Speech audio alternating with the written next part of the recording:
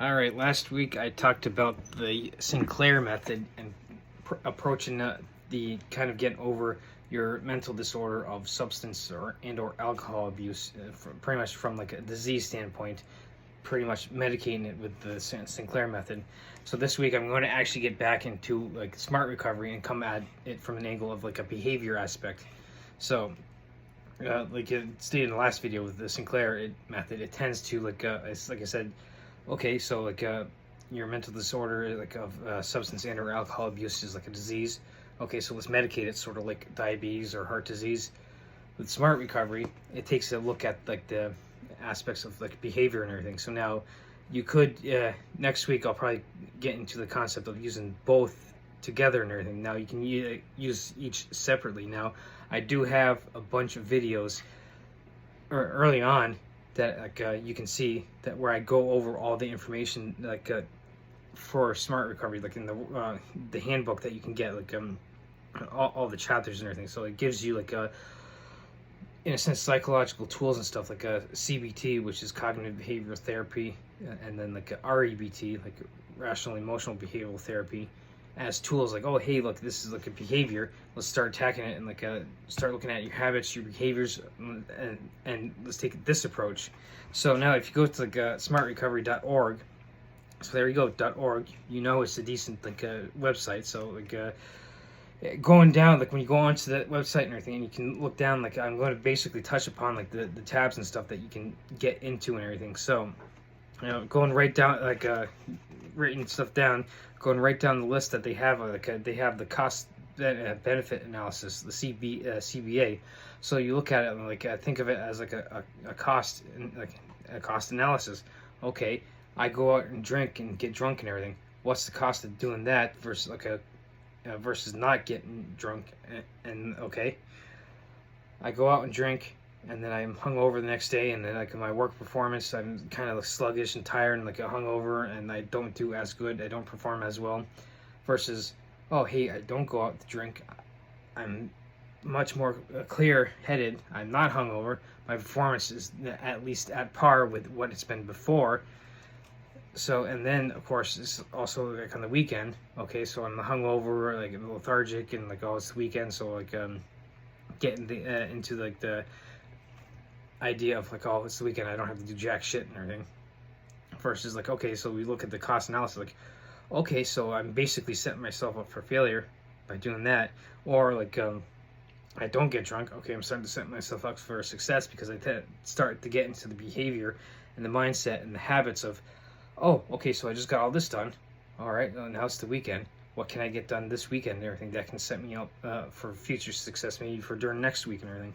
So like I got like a bunch of videos on like a food prep and like fitness and everything. So it's that kind of concept and everything. So they have like a change plan. So like coming at it from like a behavior standpoint, for instance, using the gym analogy that I have a ton of videos on, instead of going out to drink, going to the bars, you get a change plan where, oh, instead I set myself up, get my gym bag ready and the previous day, so that way I bring it with me so to work, so that way when I'm done, instead of, oh hey, like taking a right hand turn to go to my favorite bar or whatever, I take a left and go to the gym.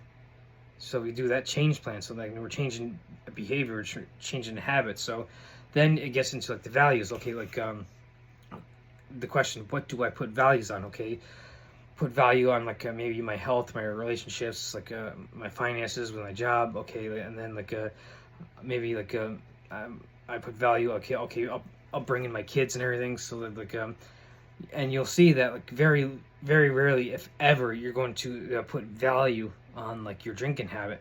So it gets into stuff like that.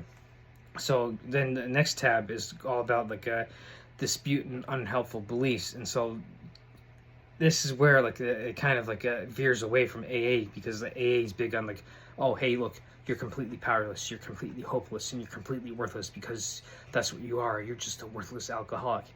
Well, that's not necessarily a helpful benefit to, or benefit a helpful belief. So why are you going to have an unhelpful belief of thinking of you as a worthless alcoholic?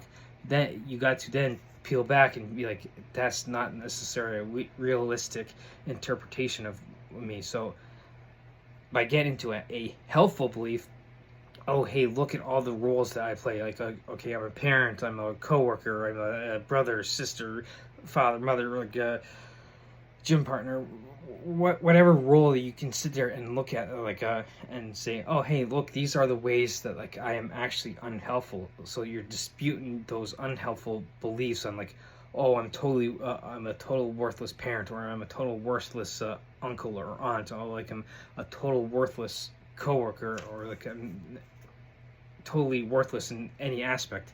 So that's the total opposite that is drilled into your head in AA and everything. So you kind of have to attack those unhelpful beliefs. So that's like one of the tabs that they get into. So another one like they have is called like new pursuits. You start looking at like instead of like going like the old pursuit of, again, going to the bar and drinking, now I have a new pursuit of going to the gym, or maybe I'm into like role playing games like Dungeons and Dragons, or I'm into card games like Magic the Gathering. Now I have new pursuits where instead of going to the bar, I'm going to like a local gaming store and getting into those games. I'm going to the gym instead of getting drunk at the bar. Now I start to maybe like I'm into crochet, and I start getting into like the local clubs like that and everything. So now as you can see that you get the new pursuits. And now it had next tab it has is like a 5 questions, so like a list of questions you start asking yourself, and so like attacking like those unhelpful beliefs, like and then start questioning like your new pursuits, like okay, like how do I fit this into my schedule? Instead of going out to drink, I go to like the gym, the local gaming store, the crochet club. So that gets into like the kind of like the concept of the 5 questions. Now then it gets into goal setting, like oh okay, so I'm a goal I set the goal of going to the gym. Okay, so I want to be able to run a 6-minute mile. Okay, so now I have to go to the gym and start setting goals to be able to achieve that 6-minute mile. Maybe I want to bench 225 pounds. I do the same kind of concept. I set up goals like, okay, well, if I want to bench press, I have to sit here, maybe like feel kind of like negative about myself just being able to bench the bar the first week and everything at 45 pounds. But then the next week, then you see progress. You're now up to 65 pounds. The third week, maybe you jump up to like 100 pounds. So you're going to see like decent progress in the first few weeks, and then like, okay, now I can. You can start building confidence when you start building up those goals and you start seeing success and everything. So that's the idea of like a goal setting. Now they do have like a lifestyle like balance wheel, so like you'll see that in like the handbook and everything. So like for instance, like the good old wheel and everything. So like it has like and then inner circles and everything that go like you have the inner circle, and then the next thing and then builds out. So that way you rate yourself on like a 1 to 10, and that goes all the way through this whole like lifestyle wheel. And then you rate yourself and like, okay, well, okay, I can see things are out of balance and everything, so I'm spending too much time drinking or using drugs or whatever. Now I need to cut that down. It's from going from maybe like a 7 to like a 2, so I can start bringing up these other ones from like I keep using the gym analogy because like I have a ton of videos on it. So like I take going to the gym up from a 2 to 7, so like kind of switch the drinking with the gym habit and everything. So like that's how you can use like the lifestyle balance wheel. So it has another tab called like personify and disarm. So like for instance, oh hey, I'm going to the bar. Does that mean like I'm a worthless alcoholic or whatever?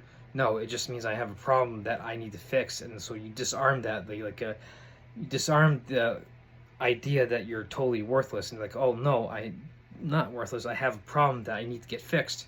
Okay, so like I'm going to use I keep using the gym analogy. So by fixing the habit of going to the bar with going to the gym, I can then use the disarm ability. Like, oh hey, look, I am actually worthwhile because I'm actually taking steps to improve myself. So then it gets into like a practice like self-compassion and everything. So we all fuck up every time. So like almost on a daily basis. So like when it gets into practice self-compassion, like take a note of like, okay, look, okay, these are the 3 areas I really fucked up today. So going forward, how can I get better with these like screw ups and everything? And then also take a look at, like, yes, I had these 3 fuck ups, but I also had these 7 successes. So actually, it was actually a good day for me, because I'm actually in a net positive. By having that self compassion, you can see, oh, hey, look, I had more successes than I had failures. So instead of dwelling on the negative, you can start dwelling on the positive. So you got, and then of course it gets into like a tab for, like, put dents in your urges. So like, for instance, like, that's kind of one of the 4 points for, like, the smart recovery. So maybe you go buy, like, that favorite bar that you drink at. So like, putting dents in your urges, like, one way you could do that is, instead of going this way and you pass by it, maybe you take a left and then go on one of the side streets, so you pass by it, so you can put a dent in that urge. Like, oh, hey, instead of, like, driving past, oh, I got, you get that urge to go drink, you don't, like, you go off that side street and you don't even get that urge. So that way, like, with that tab, you are putting dents in your urges.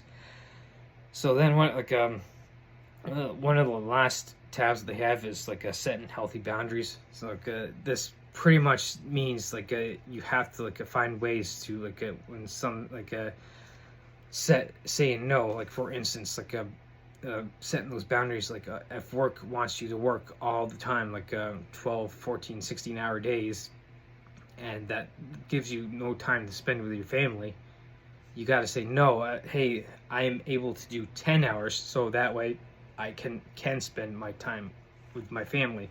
So I'm not cutting into my family time as much, like, doing a 10-hour day versus a 12-hour day.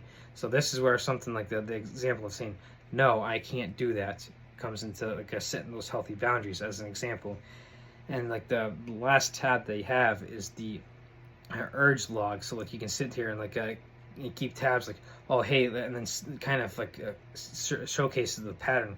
Oh, hey, look, I have this behavior of, like, wanting to drink or whatever when I'm in these certain situations and everything. So you have that log, so that way you can sit there and think, like, oh, okay, so here's situations I need to avoid because I tend to, like, get that urge and everything to kind of drink or use drugs or whatever. So maybe I need to start avoiding situations like that. Like, again, use an example of passing by, like, your favorite bar that you drink at and everything. So, oh, hey, look, every time I get off of work, I go by this bar, I get an urge to drink. Using the example again of, like, passing by, like, going down the side street, I in a sense take a different road and kind of different route home. Oh, hey, so now I can see that pattern. Like, oh, hey, look, here's a new pattern now. By taking that side road, I set up a new pattern where I don't get that urge. So that's how you can use the urge log to kind of, like, attack that and be able to, in a sense, get better yourself in, like, the previous tabs that I went over and everything. So this week it's pretty much like, coming at, like, your substance and or alcohol abuse from, like, a behavior standpoint. And so next week I'm probably going to kind of, like, try and put together the two, this video and last video, so you can kind of, in a sense, get, like, that, like, oh, okay, so I'm not here to kind of necessarily answer, like, is this a disease or is it behavior? I'm showcasing on 2 different approaches, and then next week I'm going to showcase, hey, look, here's how you can actually combine the 2 methods and everything, and it should increase your chances of success if you're using multiple methods and multiple techniques and everything. So that's pretty much for next week, kind of combining at least this video and the last one, and showcasing, hey, look, there's not just one way to do this and everything.